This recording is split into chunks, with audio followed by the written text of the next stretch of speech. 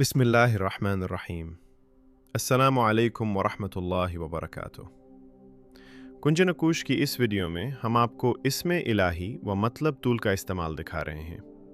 ये टूल नाम, वालदा के नाम और मुंतखब मकसद के हिसाब से इस्माए इलाही की रहनुमाई फराहम करता है। सबसे पहले अपना नाम दर्ज करें, फिर अपनी वालदा का नाम लिखें।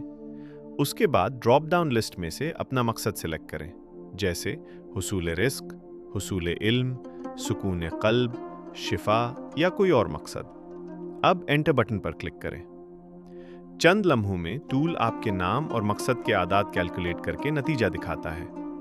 इस नतीजे में अल्लाह ताला का एक नाम, 2 अस्माए इलाही या 3 अस्माए इलाही ज़ाहिर हो सकते हैं। साथ ही कुल तादाद भी दिखाई जाती है, यानी यूज़र इस तादाद के मुताबिक रोज़ाना अल्लाह ताला के इन मुबारक नामों का जिक्र कर सकता है।